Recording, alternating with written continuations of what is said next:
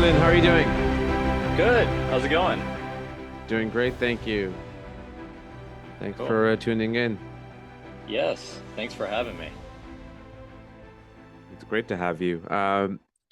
Where are you based out of? I'm in Los Angeles. Got it. Awesome. So it's too, no, hopefully not too early. Yeah, no, no, totally.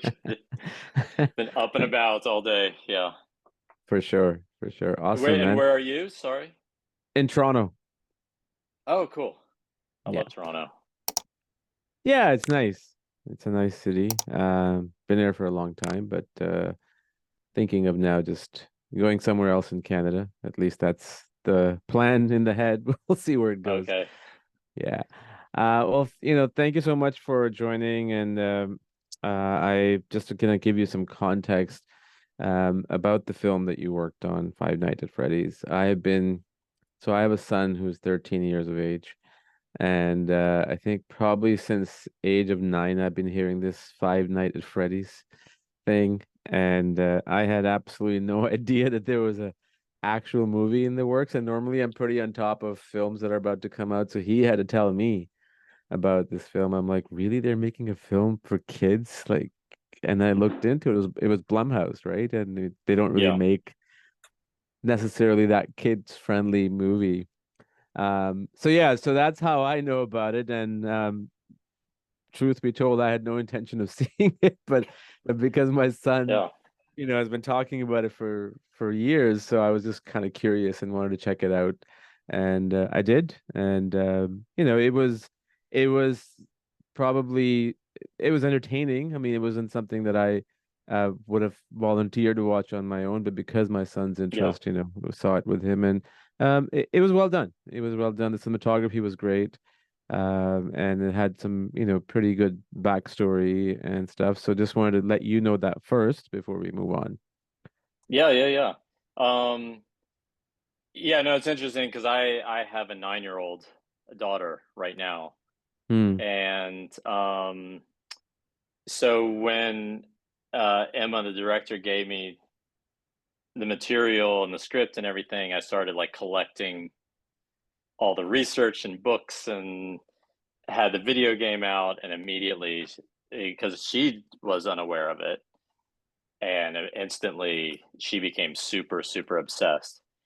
So in a way, I think it really was helpful to have that age group while I was starting to prep this movie just to see how that kind of perspective, childlike perspective of how gripping that content is because it certainly was. I wasn't aware of the video games before either when Emma approached me, and so I'm not a gamer. I don't come out of that, and she was basically like, "This is the biggest thing you've probably never heard of," is kind of what she said to me as she handed me the script. And then, of course, once I went down that rabbit hole and I see how colossal the fans base is and the canon and lore of everything. It was incredible. And it actually, I say, just for the process of it, because I come out of kind of small indie movies, Hmm. it was quite a departure for me in that regard to jump into something that already had such a foundation in some ways. And again, having a daughter, seeing like I've said this before, but she kind of became my unofficial research assistant because every day she'd tell me a new fact.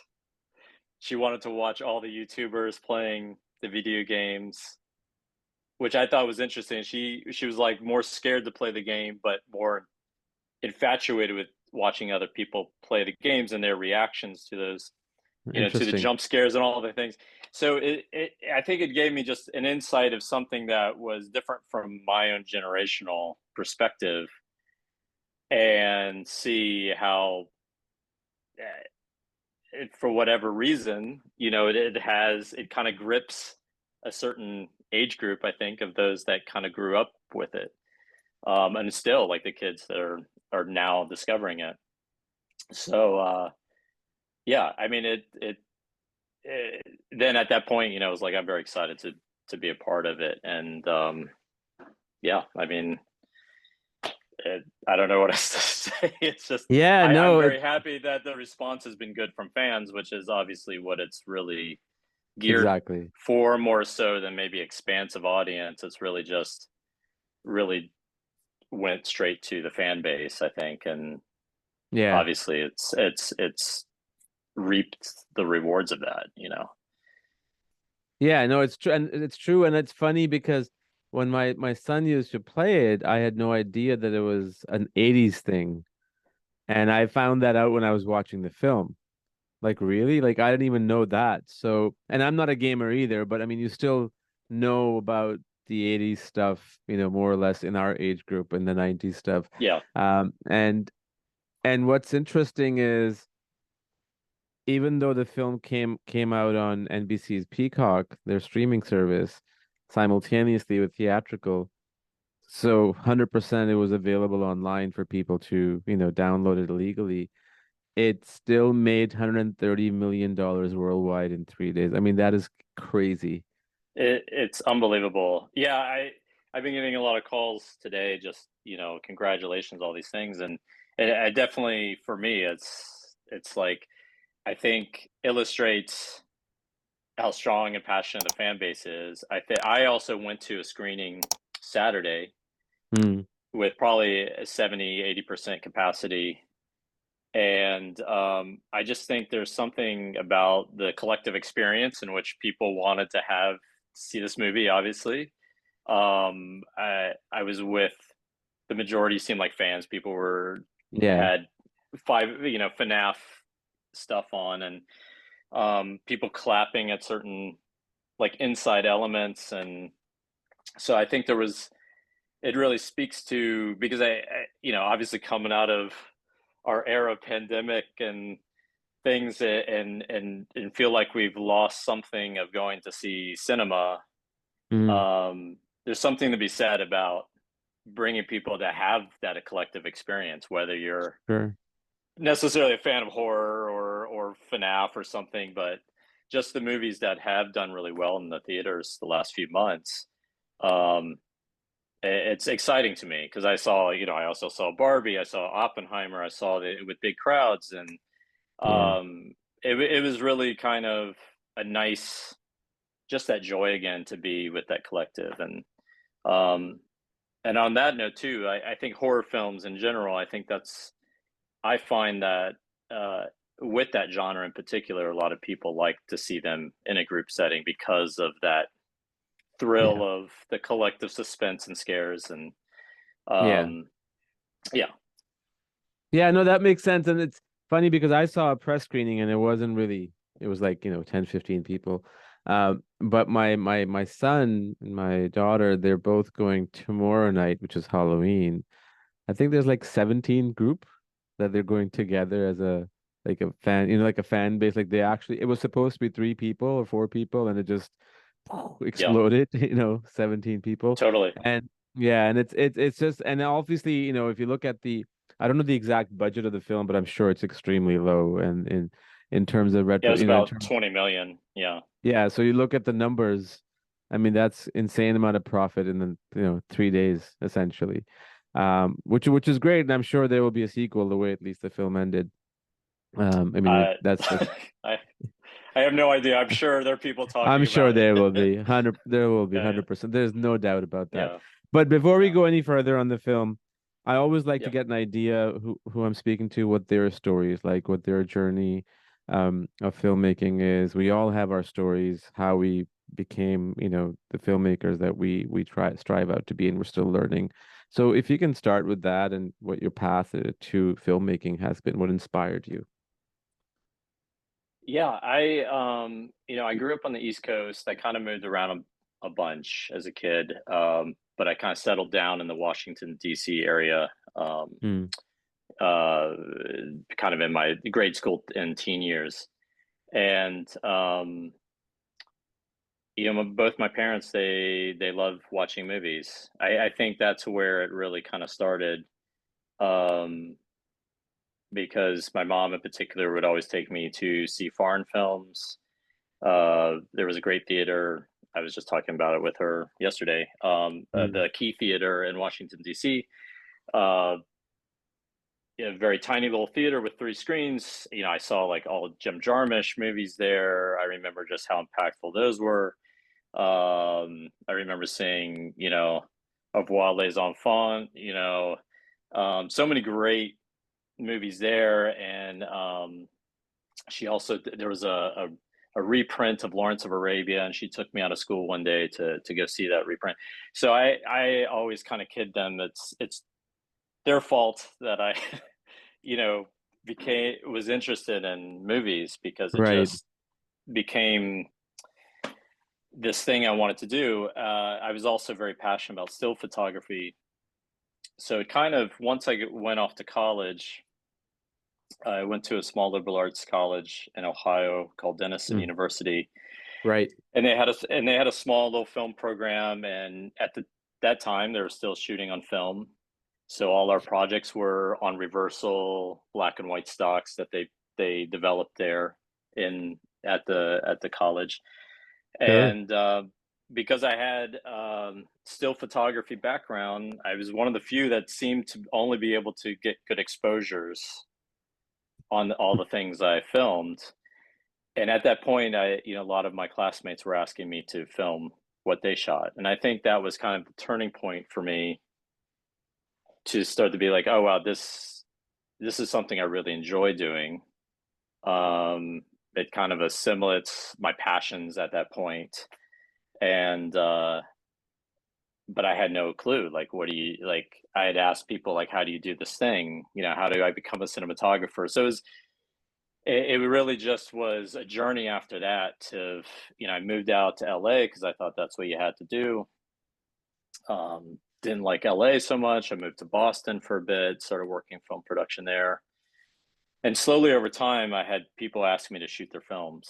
Um, and I started to take it a little bit more seriously. I met some folks who had gone to the American Film Institute that I was very impressed with, and I went ahead and applied, and I got into AFI Mm. in the cinematography program there, um, which has a fantastic alumni lineage of cinematographers. Robert Elswit Right. and Yep. Richardson, and well, it goes on and on. And I thought, well, if I go here, maybe if I drink the water of the well of AFI, it's gonna like I'm gonna be like one of those.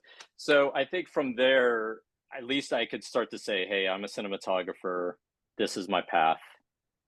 And I've remained in Los Angeles since, and it's really just been that, slow work up of working in the film industry. Really, like I said, working primarily in indie movies, and Right. then out of indie movies are often horror movies. Um, so I think just through a collection of doing several indie movies, I was doing horror movies along the way. It wasn't necessarily something I sought out. And I think over time, I've really appreciated the genre, because it wasn't a genre I was like, oh, I want to be a horror film Yeah. cinematographer. I want to make Rashomon by Kurosawa. It's like, whatever, Raging Bull by, Scorsese. Like, in your mind, you're thinking, those are the movies I want to be a part of. But over time, I've really come to appreciate just the craft of making a horror movie, uh, of that genre, kind of. And I think in genre in general, of how you can manipulate genre, and it can be speak to higher elements of maybe things are going on in society, that's not just the fun, whatever that aspect of the genre, and it can be that too. And so I would say over the last 5 or 6 years, I've pretty much solidly done a lot of horror movies. And Yeah, I from that noticed that. time, yeah, I met Emma. Um, we did a small movie called The Wind, which actually played at the Toronto. Oh, It okay. played at TIFF, which was fantastic. I came and saw that, and it's just now starting to, kind of open up for me a little bit. And luckily, I've done 3 other movies with her, and she asked me to jump on this one. So that's kind of my journey through it. It's I was. interestingly, when I was starting out, a lot of people, the pathway to cinematography or any department head, oftentimes it's like, oh, you work in a camera crew, you're an AC, and do all these things. And I had actually met Andy Harris, who's Roger Deakins' first AC, Hmm. and he was the one who encouraged me because I was trying to be in the camera department. I started out as a camera loader when I was working in LA and trying to work up the ranks. And he very bluntly told me, and it was in my 20s, he was like, you want to be a cinematographer, you should just do it. You don't have any commitments now, you don't have a family, you don't have all these things. Don't become successful as the Yes, AC. 20 years later, you're going to be like, well, now you have a family and all these things. He's like, pay your dues as the cinematographer. And I took that to heart. So, I was doing all these very no budget projects along the way. And that was the path I decided for myself. And now I'm fantastic. here, yeah. Yeah, it's so interesting in life. You always there's just so many different ways now. I mean, even 10 years ago, 20 years ago, but even now, there's like 20 different ways to get to where you want to get to, right? If you look back 20 years ago, if you want to be a director, like you can either go through, applying for like production manager job or line producer or and then work your way up, or then you write your own script and hope that somebody would finance it, get to festivals, somebody might see it, and so on and so forth. So it's just interesting like how a lot of people's journeys are so different, but everybody thinks when they see a movie and someone's name is on it, whatever, whoever they are, editor, director, cinematographer, production designer, costume designer, that they just made it there. It's like there's so much of sacrifice, so much of hardships, rejections, failures, like way more than anybody can imagine to be able to get there. And that's what makes people stronger. Each time that they progress in their life in film career. For sure. I mean, I've definitely had in my career many peaks and valleys, and Yeah, you have those moments of question, where I'm at. I remember I was fortunate when I was a student at AFI. I remember Wally Pfister coming to visit our class and him talking about him thinking about quitting the business, and this was and then because he wasn't going really anywhere, he wasn't really getting jobs, he was having to do he had shot some things and was having to do these kind of remedial jobs, and then before you know it, like a week later, Christopher Nolan calls him up and said, well, you did this movie called Memento. um and he was doing like the Roger Corman, very low budget kind of yeah, thing, but he had done this like small Sundance movie that Nolan and saw, and I just think that I often think about that kind of moment because I think when you are a creative and you work in an industry that you're having to freelance, you're going to have a lot of this doubt, especially now, and you're it's like you said, you can have those rejections and failures, and I've, I've always tried to be optimistic as best I can and say, hey, just keep moving forward. that's Even it. if it doesn't great now, let's see, just keep pushing forward and see how much further you can get, and Yeah, try to uh, come with terms with those voices. I try not to put them out, yeah, but and um, for me, even though I've fallen in the genre, a lot of times I think the things I enjoy most are almost working with the director more than maybe what the project is, because the process itself is enjoyable. sure. So like I've been trying to seek out those directors that you have that push each other and you have a good rapport with, and Yeah, yeah, luckily it's worked that way with Emma and myself, and and so that's the real joy of being on set.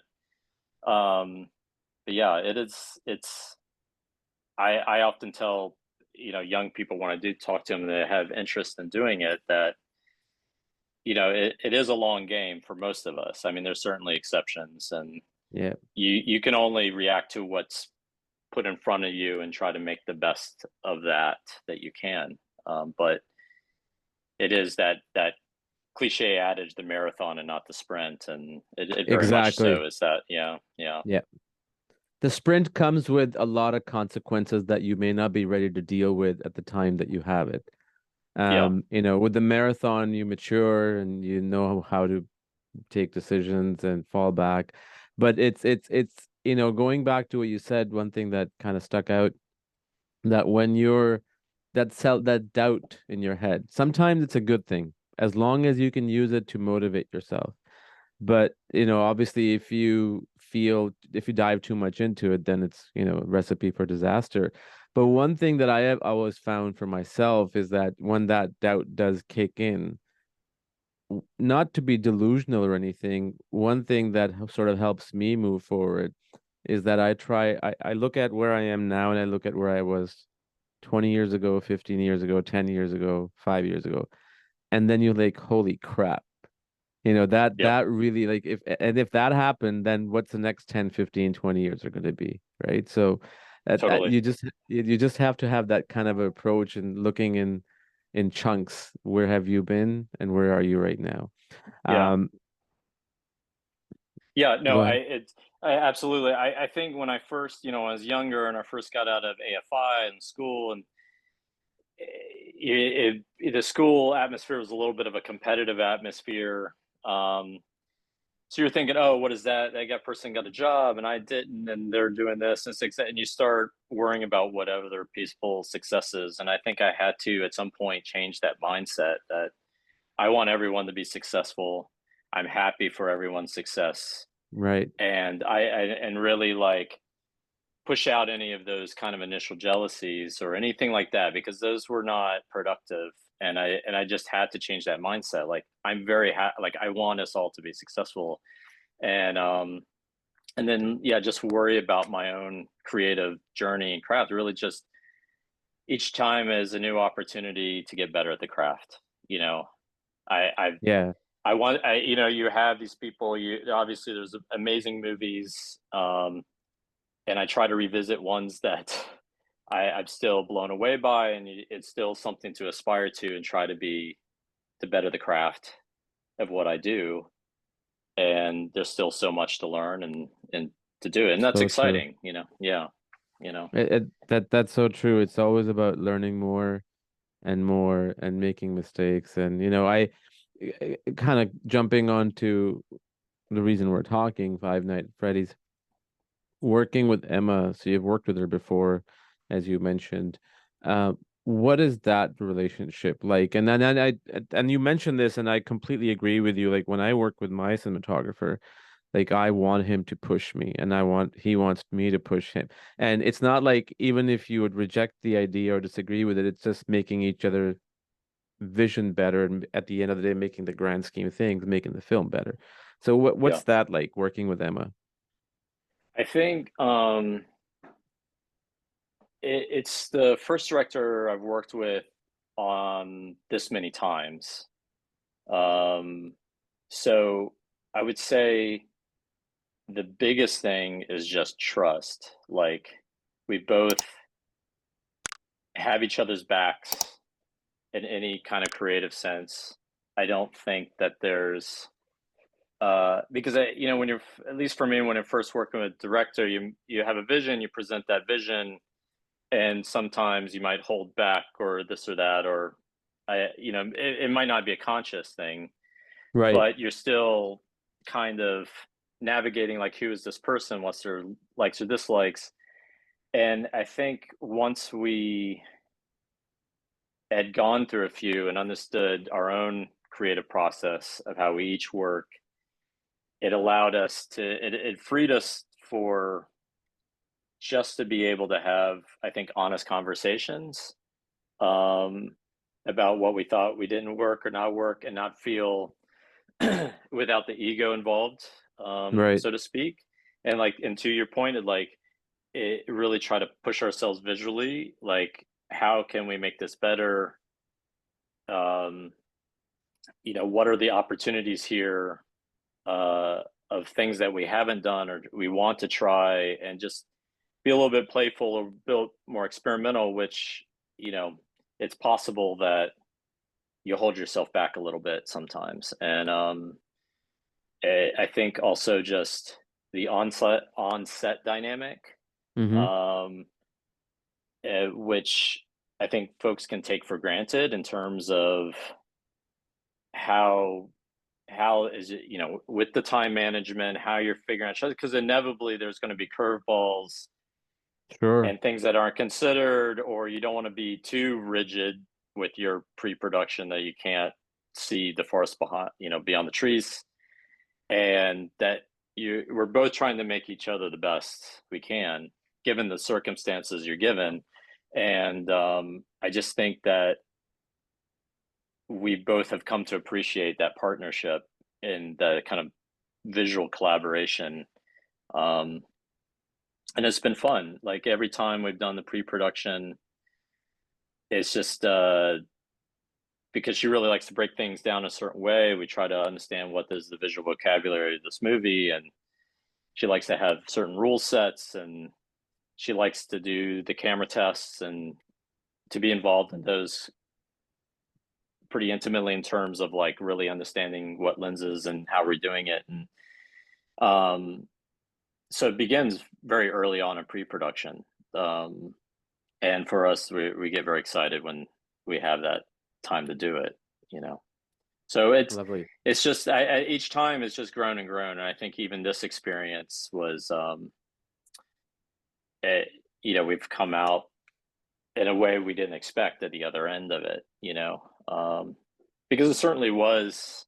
You're taking on aesthetic that it is kind of unconventional in a way, even with like a video game IP, that there's a bit of uncertainty. Like, are you really doing it the way that we should be doing it? And so, fortunately, we came out a very Yeah. good first weekend. So you're like, oh, that's, we're very excited. We're texting all the time, about like, oh, we're very excited. So um, the relationship has grown. I hope that it continues. Um, and yeah, it's just we're both so open to just want to elevate ourselves each time we're out, so Amazing. yeah. What was, I'm sure there were many, but if there was one to be, because that's just the nature of business. If there was one moment that stands out where you guys had in pre-production all this plan that this is how you're going to tackle this scene or this moment, and with a lot of things in production, most of the time things don't go as planned. There's always something that pops up, a hiccup, and you have to sort of deviate and figure out a way around the circle, right? How Yeah, was there any moment like that? And if you can describe what scene or moment and how you overcame it on the set. I think I'm trying to think that I think the biggest to me, I think the hardest part for me overall, just and I think we had a plan going in, and we certainly shot a certain way that adhered to the plan, but was always this question mark to me was the dream sequence stuff, the flashback dream sequence, because it's Mm, also like one of the earliest things we shot in the movie. And it was already difficult trying to find the location because we shot in New Orleans, and we didn't want it to look like New Orleans. You want it to look just generic America. Can't quite. And so there are not a lot of those kind of trees in New Orleans. A lot more like mossy, kind of right. swampy stuff. So it was a bit of it took us a while to find a location that worked. And then on top of that, it started raining on us. It became a mud pit. We only had a short amount of time there. Um, and I think even in pre-production, I think there was, it was a lot of um, a lot of discussion is like, how do you handle a dream sequence, right? Because you could go. I mean, it was very important that Emma wanted like a very grounded vibe through this, even Mm-hmm. though you're dealing with this fantastical idea. but she also didn't want to be like so heavy-handed in the look, um, as though we're trying to um, compensate for something or go way over. And so dream sequences, it becomes that thing, or flashbacks. You're like, how are you going to treat this? You're going to go black and white. You're going to do some crazy color tone. You're going to do, what are you going to do here? And so we went in pre-production. We went through a lot of different kind of brainstorm iterations and references to kind of decide. And I think we both kind of landed as like the simpler, the better. It probably is going to be the better way, but let's just make our decisions more about lens choices and maybe camera movement on the initials, just to like have some contrast of tone. Sure.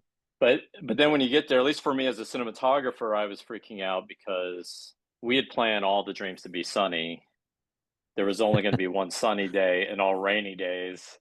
So I was like, well, we need to try to reschedule so we get everything that's the beginning, like try to use it to our advantage, right? Like the very Hmm. idealistic version right in the beginning is going to be sunny, strong sun, and then as you introduce these kind of ghost kids and horror, it'll be conveniently the sun is gone and the horror.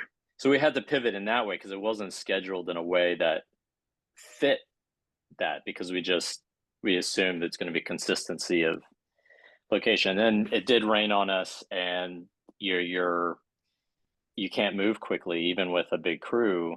Yeah. um and you're trying to hide all the trucks, and you're trying to, so I think the pivot from there, other than rescheduling, um we probably ended up fall back into simplify a lot of our camera moves in some ways, but still kind of adhering to our broad stroke. Like we wanted there to be a lot of movement in the beginning, and as ghost kids come, it becomes a more controlled element Mm, because they're in control of sure. the emotional space. So that was the thing. But you choose one location in pre-production. It's like, well, it's muddy over there. You can't shoot over there. You have to do it here. I see trucks now, but it's going to take 30 minutes to move those trucks. It's those kind of things. And so I found that to be the most difficult because, though still maybe a bigger budget for some for a small movie, it's still a small movie. You couldn't just throw money at the situation and say, well, let's add a day for more dream stuff. It just, you're Yeah. in that controlled element. So I don't know if that totally No, no, it answers does. the question. It's not like the sexiest like pivot, No, no, but no. for me as a cinema, yeah, It is because sometimes I find setbacks actually are good at the end because like you talked about the movements where you still adhere to the plan that you had, but sometimes for me the dream sequence, like in the beginning when it happened a couple of times, it just kind of, at least especially the first time, it threw me off. I'm like, what's going on? Right? And then it obviously you become sort of, you figure it out as it happens over and over again. But to me, the fact that now that you mention it, not that I noticed at the time, it wasn't that much of a movement, if anything, except for the car running, driving away and stuff. yeah, And that works for me. Like I just kind of, because you're in that dream sequence and everybody will interpret it differently, you're just still, you're looking at things around you. You're not necessarily having that point of view if walking over to someone. So it worked for me, and I think sometimes those things are good um to have, and those things are part of the filmmaking. Like there's almost never a day when everything goes 100% the way you planned yeah. it. Like it just doesn't happen. Um so yeah, and what cameras did you guys were you guys using Red, and also what lenses did you guys use? Yeah, we did a bunch of tests, different camera systems, different lenses. Um, the other movies I had done, and what Emma loves normally, is anamorphic. Really loves anamorphic, like vintage Yeah. anamorphic, and so do I. Yeah. But it became an early discussion of that. We knew that we were gonna have these animatronics. We're gonna have a kid in a scene. This disparity of height. there's going to be moments where maybe I see everybody in one shot. And so we started talking about wider aspect ratios, whether it's going to be like a 1:8:5 or 2:1, which is what we ended up doing.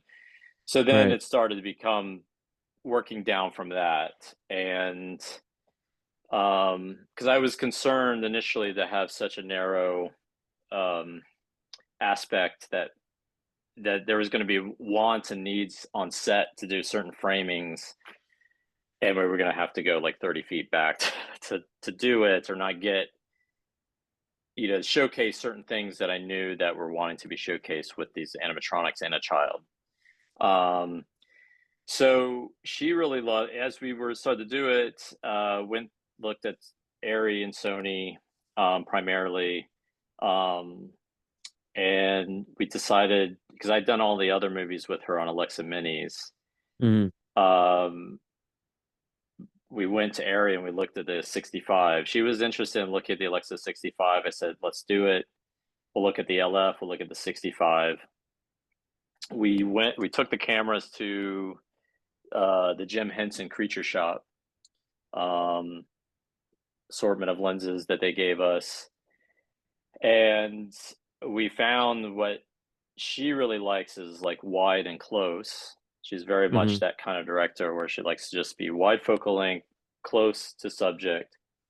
And just when you shoot on that large format like that and you go wide, you often, unless you go really, really wide, but a nice general wide lens that you would maybe pick for an anamorphic, like a 50, doesn't have the distortion characteristics.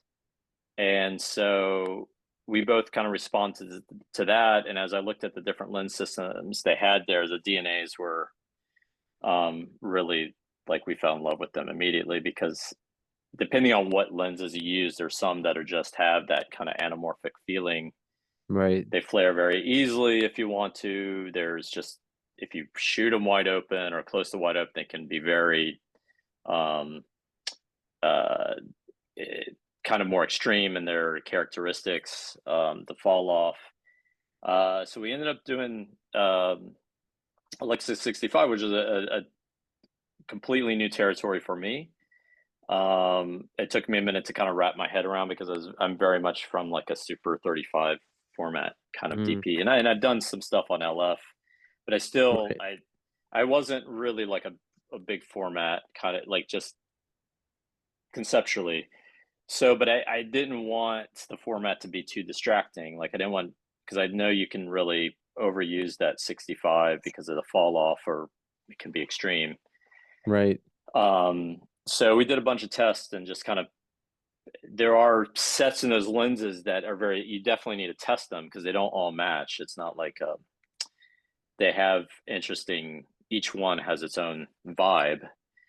And so, we picked out a set we liked. We had some that had very funky characteristics that we knew that we're going to use for only very specific reasons, or start to build it later into the movie.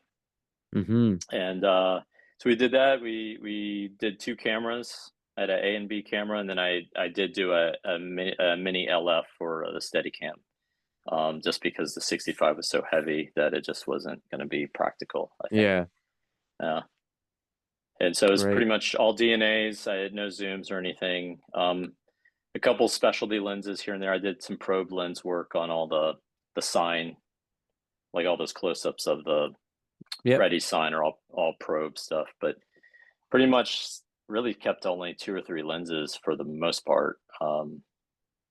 Really, like in that 50 to 60 mil range was probably our pocket of focal lengths. Yeah. Yeah. Do you normally use Sony Venice? I had done, prior to this, I had done my two movies prior to this were on Sony Venice, and I was really impressed with them. So initially I was thinking I wanted to test that as well. Yeah. Um, and at the time when we tested, there weren't really any Venice 2s out. Um, so I don't know if that would have made a difference or not, but Yeah.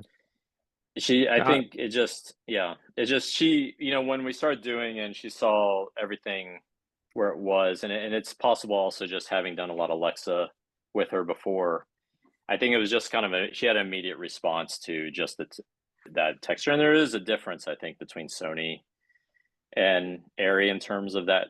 Um, I don't know if you want to call it color science, but there is a little slight different. But yeah, I have loved the Venice, like it as well. It wasn't for this project, you yeah. know. No, no, I was just curious because you mentioned Sony because we use Sony um for our stuff, and Venice we've never used, but they announced Burano. I don't know if you've looked into Oh that. yeah, yeah, yeah. It looks Yeah, very we interesting. Yeah, yeah, our production house ordered two of them, so we're excited to see them in spring. And it would be I think it would start a lot of studios and streaming platforms are going to start utilizing that, at least from what I have read and the footage that yeah, sort of come out and stuff. So it'd be fascinating and cool. yeah. I think it's. I mean, it certainly was a challenge because it's interesting. Everything's starting to get more geared to lighter and lighter systems. Like if you wanted to get so it's so easy now to get like a stabilized head or anything like that. That's a lightweight system because everything is condensing down. Yep. But even though we had the LF, she really wanted like everything to be a 65 because it did make a difference when you put things side by side. You did the LF, you could, like, if we're going to shoot 65, let's shoot 65. So there was, kind of a logistical challenge, I think. One that we worked out, but just like, Yeah. um, it's certainly different than working with lighter systems. But we've also become really spoiled because it's still lighter than if we were shooting on film or something, like a film Yeah. camera.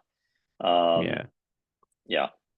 I mean, don't you remember the DSLR revolution 13 years ago Oh, when we jumped from totally. And yeah, Sony, I always thought was like, and I did movies like, when the Canons first came out, the 5D and 5D 7D. Mark II, yeah, yeah. Yeah, I did these like no budget movies with them. I was definitely part of that. When Reds came out, like I have nothing but to thank like the revolutions of digital because it gave me a Yeah. lot more work for sure. Yeah, and it's interesting. I mean, I'm kind of going off topic with just about being tech nerdy. Before 5D, Canon, you probably have used Canon XHA1, the camcorder they had. Yes. Yeah. So just before that, there used to be 35 millimeter adapters by companies like Cinevat and I think it was Letus, Lettuce. Yeah. Lettuce or Yeah. Letus, whichever. Lettuce. Yeah. And Yeah. Yeah. then yeah, and then that sort of changed things, and then the 5D happened, and how Totally. everything just completely turned around on its head. Oh, it Um, was crazy. I mean, it was like an overnight thing. Now I remember the latest things because I'd always forget to turn it had a spinning shutter, if you remember. So if you didn't yep. turn it on, you'd just be filming the back glass and you'd have all this dust on it. And um but yeah, I mean, even when I was at AFI, everyone was trying to get those adapters Oh so yeah, you'd make everything look as filmic as possible, yeah. and we've come a long way in the last 20 years. I mean, it's crazy. It is. Um, you know I didn't realize until after I saw the film that the um Jim Henson's Creature Workshop was involved.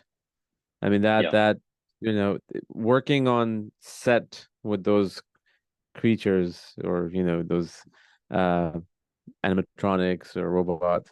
Well, what was that experience like? Not just from a DP standpoint, but just being there in that physical space. Because I mean, they are the size that you see them in the film. they are. And I mean, it's very cool. I think just also because I had that relationship with Emma, I was brought on very early just as kind of be a fly on the wall to sit in Mhm. on a lot of meetings when she would go over the Jim Henson, and they would just show her concept work and I could just kind of be there. So I was very fortunate to just see a bit of that, behind the curtain magic of just their process of concept and modeling and seeing what works and fabrics. And there's a bit of um, trial and error on things because from a functional standpoint, like you look at something like Foxy, maybe wouldn't normally work just because the physics of how it was designed for the game. So it was interesting to just to see them, how are we going to puppeteer this, and trying to talk it through. Um, I it was, and in that regards, also behind the scenes, just to see how many crafts people, Yeah. from seamstress to model design to the like all these they have a whole shop that's engineer machining things. And um uh the first every time we'd go in, there'd be something new, and they'd have moving eyes or this or that, and you just each time you're just like, wow, this is amazing. You feel like a kid. Yeah. And well, to kind of bring back the early cinema days of growing up as a kid, when I started going, it was the 40th anniversary of Dark Crystal, the movie. And so they were doing some stuff here in LA with like, so they had a lot of the original costumes and the puppets and the creatures from that movie from 40 years ago. And I remember seeing that as a kid in the theater. Yeah. Um, so, and just how my mind was blown seeing that. So it was just this, it was a truly like make believe scenario to be able to work with a company that's what they do. They make believe. I Yeah. think the interesting thing, just even from our initial tests, of just like, because it's not just like a one-stop shop of things. There's a full animatronic. There's some with people with stunt suits, but then maybe the arms and head are animatronic, but there's a person in there. There's different configuration of arms, different configuration of heads depending on what shot you're doing. So there wasn't just like a one thing. It was Yeah. based on where you're going to shoot and how you do it, and that also had to be figured out, by a team of people plus the AD staff plus the how are we going to shoot it so we'd be time efficient on set. And plus, Emma and I conceived some stuff and would storyboard, and they would have to pre-visit, and show Emma and work through, when there were people, puppeteer stunt people in the suits, that they were doing the movements that Emma thought looked right for an animatronic movement if it wasn't full animatronic.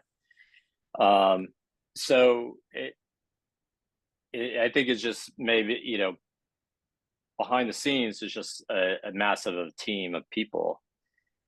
And then when you get to something like moving Foxy around, if Foxy has to walk, you've got additional puppeteers and, maybe in the green suits with poles that go out from their limbs to do certain things that you're going to kind of erase later.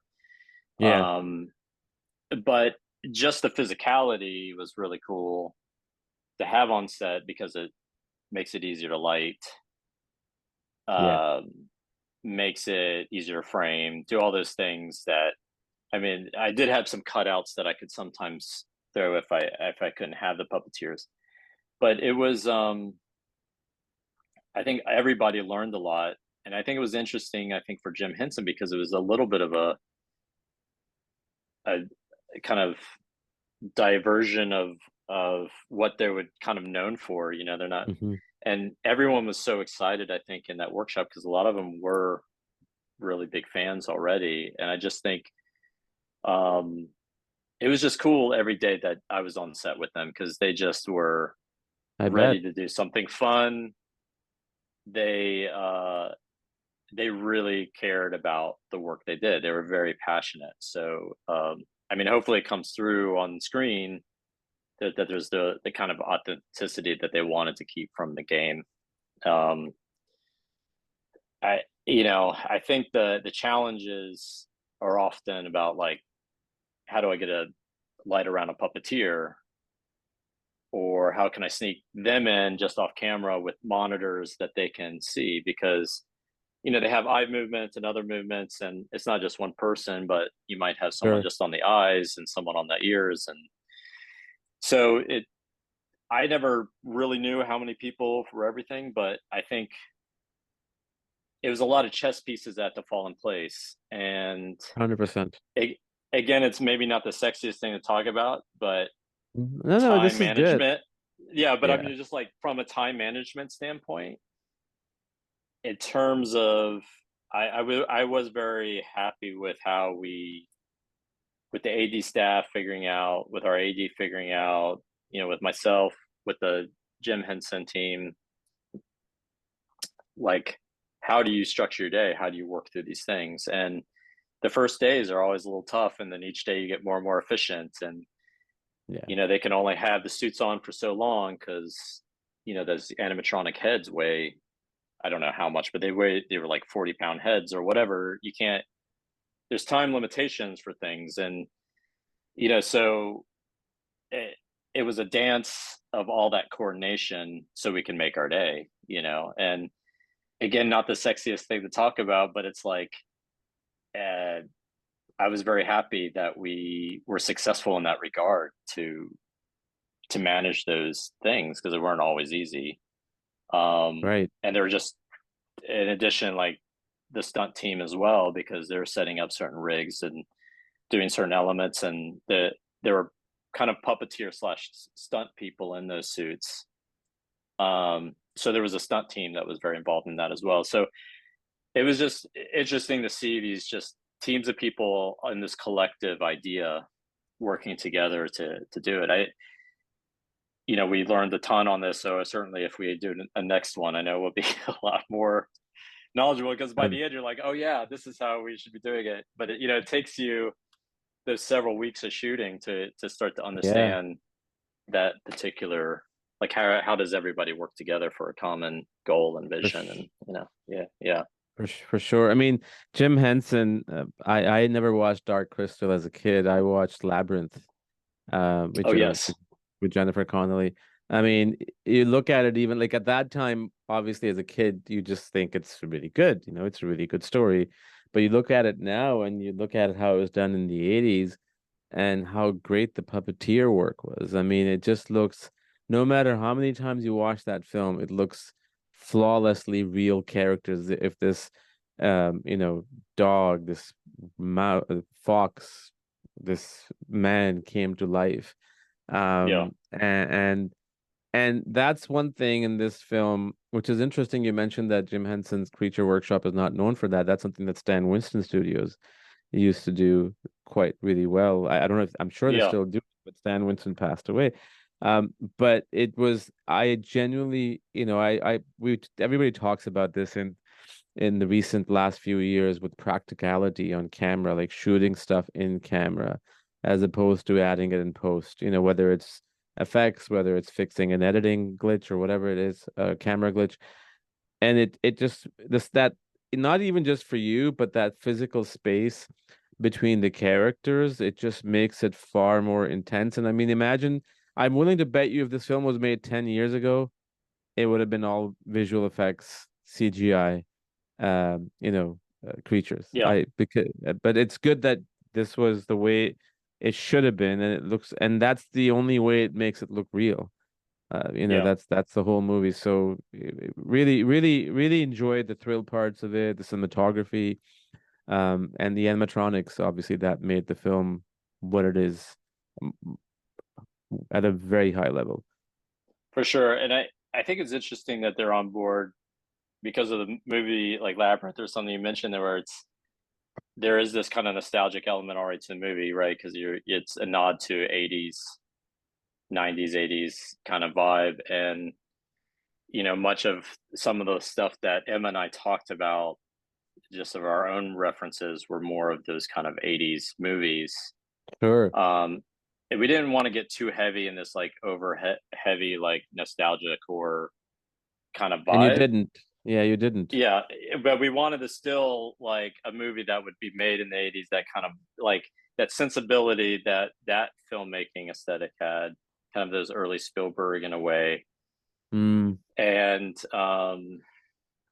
and so it was, Excuse I me. think, I think having the physical puppeteered animatronics and the physicality of that, and I think only kind of just help seal the deal. I think in terms of some of the aesthetics, and of course Jim Henson, um, known for some of those movies that came through that era as well. As it kind of was a nice touch, you know. Yeah, awesome.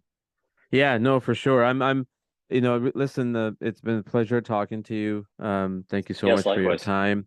I would love to talk to you longer, but just time constraints, and would love to talk to you Of more in the course. future about your other projects. We actually reached out to Emma's office or Emma's publicist, and would love to talk to her too. So let's see what she says. It'd be nice to have her point of view Yeah. and her angle. Yeah, that'd be cool. Great. Thank you so much, Lynn, for your time, man. We'll be in Yes, touch. thank you. Yes, thank you so much. I hope you enjoyed this episode. Thank you so much for watching and listening. Don't forget to subscribe, like, share, and comment. And do come back for another episode. Until then, have a great day.